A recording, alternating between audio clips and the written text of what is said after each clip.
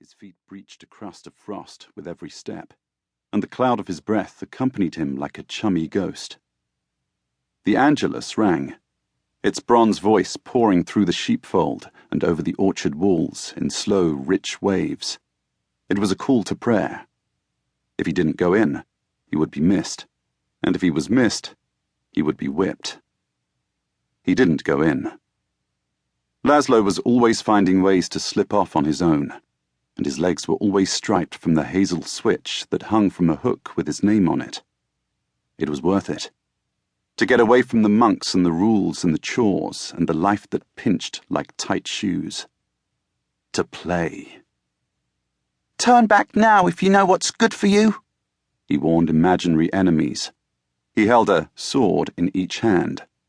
Black apple branches with the stout ends bound in twine to make hilts. He was a small, underfed waif with cuts on his head where the monks nicked it, shaving it against lice. But he held himself with exquisite dignity, and there could be no doubt that in his own mind, in that moment, he was a warrior. And not just any warrior, but a Tizercane, fiercest that ever was. "No outsider," he told his foes, "has ever set eyes on the Forbidden City, and as long as I draw breath, none ever will." "We're in luck, then," the foes replied, and they were more real to him in the twilight than the monks whose chanting drifted downhill from the abbey. "Because you won't be drawing breath for much longer."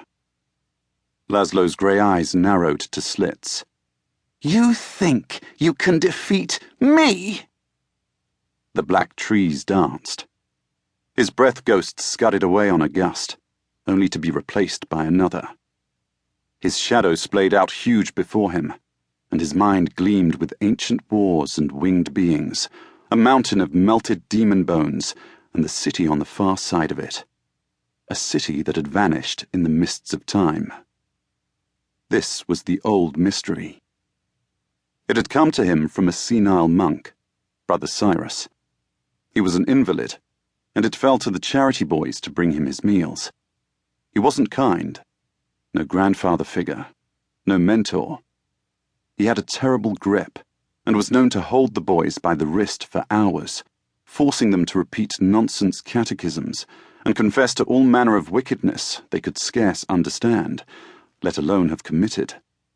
They all had a terror of him and his gnarled raptor hands, and the bigger boys, sooner than protect the smaller, sent them to his lair in their stead. Lazlo was as scared as the rest, yet he volunteered to bring all the meals.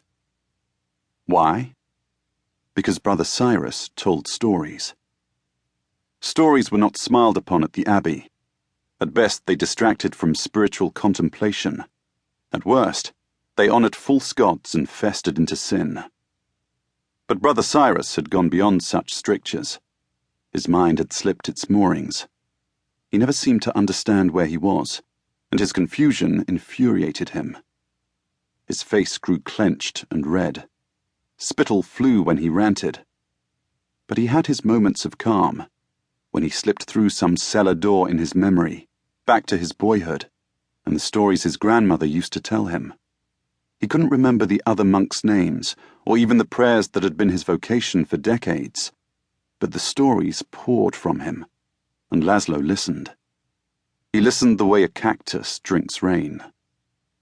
In the south and east of the continent of Namar, far, far from the northerly Zosma, there was a vast desert called the El Muthaleth, the crossing of which was an art perfected by few and fiercely guarded against all others.